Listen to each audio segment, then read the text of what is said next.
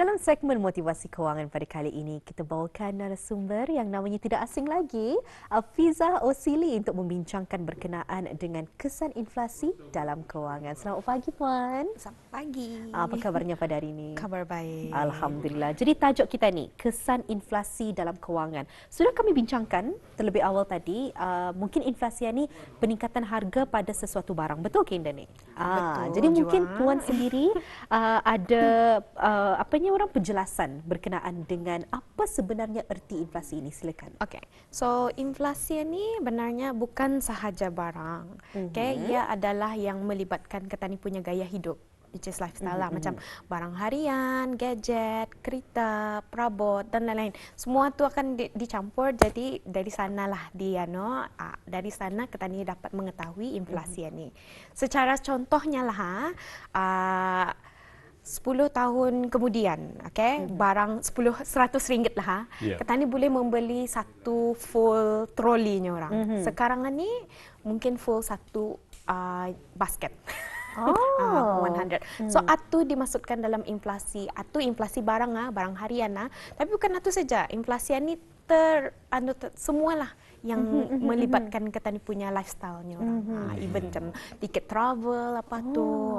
Betul-betul. Itu pun datang. Jadi sebenarnya saya terfikir Johnny, adakah ertinya RM100 pada tahun 2022 ia punya nilai indah sama dengan RM100 2023. Itulah sebabnya saya pun tadi tertanya-tanya bila Puan Afizah ini mengatakan perbezaan dengan troli dengan satu bakul, satu beg tu. Okey, apa dia maksudkannya? Ini yang sesuai memang apa yang nak tanyakan ini. Silakan. Betul. Jadi adakah betul tu Puan? Artinya RM100 2022 indah sama nilainya dengan RM100 2023. Memang kalau tu kita ni ada kerasaan. Pasal baru 1 tahun kan. So yang paling saja lah yang kita ni lihat tahun kemudian ni. Nasi katok saja. The easiest. Contohnya macam dulu RM1. Sekarang ni ada pulang, tapi dari in terms of quality macam mana makin sikit, ada barang makin sikit. Kalau harga nilainya masih sama, ada barang yang kurang. Kurang sikit, ataupun kalau diorang kami samakan semua tapi kami naikkan harganya sikit ke RM1.20 macam tu. Kira macam itulah. So macam tu juga dengan barang-barang yang tadi saya terangkan lah. Kita ni berbelanja 100 dulu lah. Dulu macam 10 tahun sebelum ni. Kita ni ke supermarket saja. Any supermarket 100-an ya. Boleh ni satu troli full ni orang. Sekarang ni kalau 100 atau mungkin setengah troli ataupun sebakul. Satu sebakul lah tu. Jadi mungkin dapat dijelaskan secara rincinya lah. Kita ingin mengetahui apa pula kesannya ke atas kewangan Ketan ini. So contoh yang paling bisa untuk inflasi sekiranya lah inflasi kita ni dalam 3.5% lah. So inflasi ni benarnya mengurangkan duit kita ni. Mengurangkan macam mana tu maksudnya? Mengurangkan nilai maksudnya? Mengurangkan nilai wang perbelanjaan. So inflasi ni punya kesan. Sekiranya tabungan kita ni lah biasanya kalau kita ni kalau ada orang simpan dalam tin Milo yang paling easiest lah and then tu mana ada kadar kadar bunga kan sana kan, so 0% so nilai wang kita ni tu yang kita ni simpan di wallet apa bertahun-tahun hilang nilainya sebabkan inflasi. Jadi itu kesan inflasi sebenarnya dalam kewangan kita ni. Kalau yang dalam sini kita ni boleh lihat minus 3.5%. Dari sana. Sebab itu kalau kita ni dah menyimpan arah macam bankar apakah di manakah, so nilainya akan hilang. Kita ni ada kerasaan setahun 2 tahun memang ada kerasaan. Sudah macam dalam 5 ke 6 tahun baru terkerasaan. Kenapa nilainya dah sama? Macam itu. Jadi persoalan je ni sebenarnya, di mana tak bisanya ni menabung ni Puan? Okey. Soalan cepu emas. Itulah di mana tak menabung ni? Okey. Ada macam biasalah bank ada satu ataupun insurance company ataupun takaful company ataupun ada sekarang ni macam memang orang suka komoditi. Komoditi ni bukan saja emas tapi ada kira barang yang boleh ditukar belilah macam tu. Tapi ada tiganya Ketani mesti juga kenapa ada ketani mesti tahu risiko ketani. Risk tolerance ataupun toleransi risiko ketani. Okay, which the one yang I'm going to explain in details lah lapasannya. Okay, so untuk mengetahui macam mana toleransi risiko ketania, ketani mesti tahu salah satunya adalah fasa hidup, komitmen keluarga, pengetahuan pasaran, simpanan kecemasan dan matlamat kewangan. Okay, kenapa ni lepas ketani tahu ni baru tak ketani tahu di mana ketani patut menyimpan dengan yang 3 tadi yang saya sebutkan tadi ya. Okay, saya explain satu persatu fasa hidupannya. Okay. So fasa hidupannya, okay, kalau bujang baru kahwin, seorang ibu bapa macam baru ada anak, ibu bapa yang tunggal ataupun bersara, semua fasa hidup ketanian ni berbeza. Betul? Keperluannya in terms of ketani punya kewangan. Jadi sekiranya kalau yang bujang durang boleh ambil risiko yang tinggi sikit sebab belum ada komitmen apa tu kan. Satu kan. And then yang baru kahwin itu sudah datangan itu dia mesti fikirkan lagi berapa umurnya masa tu dan itu kayak tu yang fasa hidup. Okay. Yang kedua, komitmen keluarga. Kalau ia bujang pun ia mempunyai pinjaman yang banyak. Betul. And then perbelanjaan keluarga macam ia masih adik-beradinya menanggung adik-beradinya ataupun ibu bapanya yang menua ataupun menjadi boleh mengefek dia punya risk. Memberi kesan. Memberi kesan kepada toleransi risikonya lah dari sana. Dan yang ketiga, pengetahuan pasaran. Ini ketani actually mesti tahu sedikit lah. Tidak just banyak benar tapi at least sedikit boleh membuat penyelidikan. Sekarang ini senang kan macam alamaya saja. Macam boleh ketani type apa tu. Tapi make sure sources satu adalah yang yang dipercayai, diiktirafkan. Kalau mau shortcut boleh jumpa pakar kewangan. Boleh terus jumpa pakar kewangan kalau mau at least tahu. macam diorang dapat guide kita kalau kita kan buat research, adakah nyorang laman web ni adakah lurus apa yang disebut, apa yang nanti dimaksudkan kan. So at least dapat nyorang dapat dinasihatkan dari sana. Okay, yang ketiga, ini yang paling important kalau apa-apa tu mesti memerlukan simpanan kecemasan. Okay, at least 3 ke 6 bulan dari perbelanjaan bulanan bukan gaji ketani minimumnya. Pasal sekiranya perbelanjaannya setiap bulan adalah 1,000 so dalam emergency fundnya ni simpanan kecemasannya ni sekurang-kurangnya 3,000. Ini kecemasan ni hanyalah untuk kecemasan. Kereta rusak apa tu boleh diambil dari sini. Tapi kereta maintenance bukan kecemasan tu. Memang ketani jangka sudah. So yang ini macam memang benar-benar kecemasan macam atap bucur kah ataupun bencana alam lah bencana alam. Yang paling important adalah kalau nyorang kesihatan lah, medical needs. Jadi sebenarnya simpanan ni ada yang untuk yang dijangka dan ada juga yang untuk tidak dijangka. Yes. Jadi di antara yang dijangka tu macam sekiranya ada bencana alam, sekiranya ada bocor di atap sebagainya. Jadi saya sebenarnya teruja jua melihat tadi dan tertanya-tanya, di antara cara kita menyimpan wang adalah jua dengan insurans. Maksudnya macam mana tu? Bagaimana boleh insurans itu dapat menjadi salah satu platform untuk menyimpan wang? Ya, sama juga macam bank. Pasal bank ada juga which is investment ataupun insuransannya yang kadang-kadang kalau ada orang yang orang ada disiplin, mau membuat disiplin terhadap diri ketani, bolehlah ketani look at bank investment ataupun insurance sebab diorang ni akan membuat ketani setiap bulan aku mesti save kemari, no matter what aku mesti save kemari. So slowly nyorang membuild ketani punya, membina habit simpanan itulah. Pasal kalau kalau ketani indah kan macam sekiranya lah bank investment and kalau akaun biasa saja. Kalau akaun biasa macam kata ni cucuk masuk cucuk.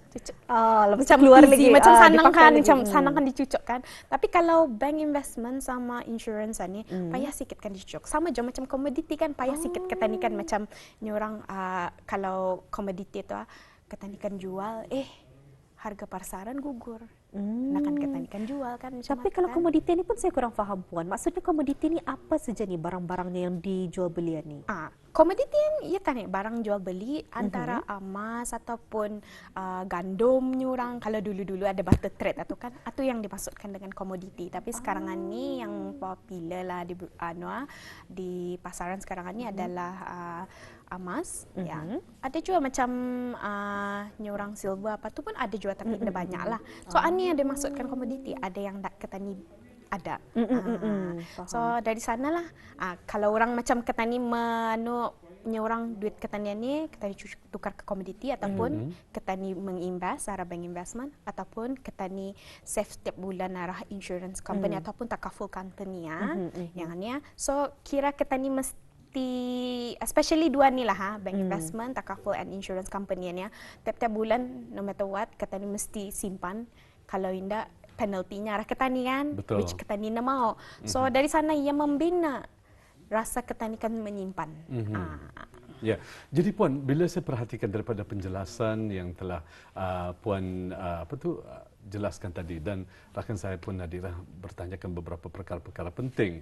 Mau tidak mau kelihatannya ketanilah diri ketani sendiri kan perlu orang mempunyai sikap dan juga disiplin. Artinya bertoleransi pada diri ketani sendiri. Jadi mungkin ada yang masyarakat di luar sana pun termasuk saya lah yang kurang faham macam mana untuk mengetahui toleransi diri kita sendiri. Ya tahu. Bekerjasama lah maksudnya dengan diri sendiri. Toleransi diri sendiri. Ya tahu yang tadi saya katakan faktor-faktor yang utama yang perlu ketani tahu tu adalah fasa hidup. Macam dari sini ketani dapat tahu berapa lama lagi fasa hidup ni berapa lama lagi ketani tinggal menyimpan. Kali ketani nyorang taikan dengan matlamat keuangan kita ni. Apa matlamat keuangan ku hanya bila umur sekiranya lah 44 ataupun 45 aku mau ada rumah ataupun aku mau ada apartmen, aku mau ada tanah untuk anakku ataupun anakku kan belajar ni nya. Sudahan tu. So ani matlamatnya ada kan? Fasa hidupnya ada sudahan. Kali dari sana ia mesti lagi cek apa komitmen keluargaku. Sudah komitmen keluargaku cukupkah emergency fund? Pasal kalau ketani kan menyimpan arah sebarang yang ada yang saya sebut tadi, ia komitmen yang panjang kan toh. So that's why ketani dapat cucuk macam itu saja macam akaun biasa ni orang So ketani memerlukan emergency fund ni. So 5 perkara ni tadi pengetahuan pasaran itu kira minimal lah pasal boleh ketani tanya yang tempat yang pakar jangan dah tahu lah jangan dah tahu lah yang itu tapi 5 ni adalah orang dari sini dapat tahu di mana risikoku mungkin ani macam tadi yang saya sebutkan nama saya bujang ada banyak komitmen apa tu aku boleh ambil yang risiko tinggi sikit macam tu risiko macam bank investment kah ataupun orang ini investment yang anda tahu ia boleh mengambil risiko yang tinggi sikit. Kalau indah macam orang dekatkan besarnya toleransi risiko kau ni ndak boleh terlampau, ndak boleh sama macam orang muda. Pasal betul? Masa aku ada banyak sama aku kan menyimpan atau singkat. And sebab aku mesti menambah lagi duit untuk menyorang membalas balik tahun-tahun yang aku indah menyimpan. Faham. So dari sana sanggupkah aku cematuan lihat lagi komitmen keluarga, lihat lagi anak tu. So semua ni macam memang diorang bergabung, orang bergabung untuk manulah dari sana kita ni dapat tahu risiko. Biasanya ada soalan pulang tu macam di mana tahapan tu dari sana pakar keuangan dapat roughly beritahulah macam di mana toleransi risiko kita apa yang sesuai untuk bis kita arah financial industry yang untuk dapat kita lihat macam tu. Jadi kita ni sering saja berbincang berkenaan dengan menabung, menyimpan. Tapi sebenarnya di antara salah satu cara juga untuk meningkatkan tabungan tersebut adalah dengan meningkatkan pendapatan kita ni. Jadi bagaimana ni? Ada caranya ke Indah? Cara-cara lain untuk kita ni meningkatkan tabungan kita ni, mungkin side hustle atau bagaimana? So, atau memang dia lah orang digalakkan untuk membuat apa tu bisnes sampingan, pendapatan sampingan, sebab macam bukan itu saja, ada yang pandai melukis, ada yang pandai MC, pandai MC apa kan, pandai memasak apa tu, macam skill soft skill ni macam boleh digunakan di mana-mana, macam mana tahu macam memasak apa tu, mungkin kalau ada orang kawan-kawan lah membuat orang tahlil ke apa macam kenduri ya, ia bolehnya mau kau mencuba ni, aku jual macam ni.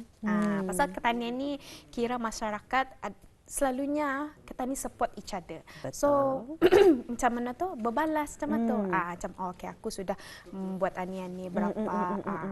So dari sana dapat anulah ketani pendapatan sampingan. Betul sekali. Itulah di antaranya salah satu yang dikongsikan ya, berkenaan dengan bagaimana kita dapat meningkatkan pendapatan kita ni. Puan sendiri ada ke tidak kata-kata ataupun nasihat untuk penonton-penonton kita ni di luar sana? Okay. So saya harap apa yang telah saya sharekan pagi ini adalah bermanfaat dan lebih mengetahui mengenai inflasi dan toleransi risiko diri sendiri. And then kalau ada apa-apa yang kita ingin tahu lebih mendalam, boleh hubungi kami di email address kami ask.fpab@outlook.com ataupun laman sosial kami Facebook FPAB dan Instagram FPAB_BN. Itulah di antara salah satu cara ya untuk menghubungi Puan Afizah sendiri mungkin di laman Instagram FPAB_BN, di laman Facebook FPAB ataupun di laman email ask.fpab@outlook.com. Jadi itulah di antara salah satu jua perkongsian yang orang kita ni untuk berbincang berkenaan dengan kesan inflasi di dalam kewangan kita ni. Ada satu je yang saya terfikir, Indah tahu ni soalannya ni wajar ke Indah, tapi adakah inflasi ni sesuatu yang dapat kita ni avoid ataupun yang dapat kita ni avoid lah dalam bahasa Inggerisnya? Adakah ada caranya tu ataupun sebenarnya inflasi ni memang harus kita ni semua lalui? Inflasi ni memang ada setiap tahun, ia berubah mengikut demand sama nato, jadi ia artinya berubah. apa yang mempengaruhi inflasi itu? Ya, yang mempengaruhi inflasi itu adalah gaya hidup ketani. Dari sana akan membuat macam apa yang demand apa tu, dari sana macam ratingnya ada durang ada statistiknya. Saya juga ada baru teringat Puan bercakap macam tu, ada yang namanya lifestyle inflation ataupun inflasi kehidupan. Kadang mungkin gaji kita ni pada tahun ni 1,000, kita ni memakai sekian-sekian. Tapi kalau gaji kita ni naik, berubah dia, kereta kita ni berubah, handbag kita ni berubah. So macam kita ni memang dalam hidupan ni memang akan ada orang promotion, kenaikan gaji dan lain-lain lah. So dari sana lifestyle ketani pun kan meningkat dan ketani membeli barang apa tu, it affects semua ekonomi lah macam tu. Macam demandnya ada ke sana. Jadi that's why ia punya inflasi itu dia dapat memang ada yang pakar yang membuat ramalan berapa setiap tahun, tapi setiap tahun adalah berbeza. Jadi apa yang ketani perlu macam itu dia dapat ketani elakkan, tapi macam mana ketani menyangkal adalah di mana ketani save, at least mengcover sekiranya melebihi sedikit daripada inflasi. Dari sana ketani dapat mengekalkan nilai wang ketani. Jadi sebetulnya bila saya perhatikan dan juga saya amati ya, perkara ini sebetulnya bukanlah orang bergantung ataupun tergantung pada berbeza jantina. Betul, ada yang beranggapan bahawa wanita lebih berbelanja lebih dan kaum lelaki kan selalunya lebih cepat. Tapi bila saya perhatikan sebetulnya tidak. Ia tergantung pada disiplin ketani masyarakat ya. Dengan masyarakat punya. Tetapi saya tertarik tadi kata Puan apa tu orang ketani, kepandaian ketani yang telah diberikan oleh Allah ya pada ketani, perlunya ketani apa tu nyorang Ketani jadikan sebagai usaha Ketani menambahkan lagi pendapatan Ketani lah sebetulnya. Ya, Jadi saya Nadira, terfikir macam tadi, Johnny. okey kalau pandai sebagai pembawa acara, contohnya masak, kenapa tidak? Ya, Betul. untuk membantu Ketani sendirilah. Betul-betul. Kita ni berbincang berkenaan dengan menabung dan sebagainya. Tapi macam mana ni Puan untuk self reward? Atau macam mana? Maksudnya adakah kita ni wajar mengambil self reward ataupun harus diambil dengan pelbagai ada amount-amountnya? Memang direkomend tu, yes, self reward. Tapi jangan berlebihan. Ya. Macam Ketani tahu, macam Ketani kan biasanya self reward ni akan memakan diri Ketani kalau sekiranya macam aku mau buat ani, tapi Ketani indah plan. Ketani indah rancang. Sebab patu perbelanjaan tu boleh membuat berlebih. Sekiranya tiada self reward kalau untuk for personal bini-bini lah macam massage lah, facial lah, patuan boleh buat. Okay. Macam Ketani tahu berapa harganya. Setiap tahun Ketani tahu berapa, roughly lah berapa. So Ketani sudah macam tiap bulan aku mesti simpan ni, sudah aku ada ni baru aku go facial. Macam tu. Jangan macam hari ni aku rasa sedih facial ke. Tapi indah mengira impulse jadi impulse dia kan, jadi indah mengira apa budget yang sudah aku set. Betul sekali. Kalau kaum lelaki lebih kepada kereta. Yes. Aksesori kereta kan. Yes. Jadi dapat disalahkan antara lelaki dengan wanita. Baik, terima kasih kita ucapkan kepada Puan Hafizah Osili, merupakan seorang pakar kewangan yang telah berkesempatan bersama kita. Auda memperkatakan mengenai dan kesan inflasi dalam kewangan. Jadi kita ni dengan adanya penjelasan sebentar tadi, kita ni lebih faham. Betul. Lebih memahami. Jadi Ketani untuk bertindak perlunya Ketani tepuk dada tanya rasa. Betul sekali. Jadi kami di Rampai Pagi tidak lupa ya Puan ingin mengucapkan ribuan terima kasih kesediaan Puan datang kemari. InsyaAllah kita bersua lagi lain kesempatan. Tajuknya saya nantikan ni. Apa lagi tajuknya yang seterusnya. Sampai jumpa lagi Puan.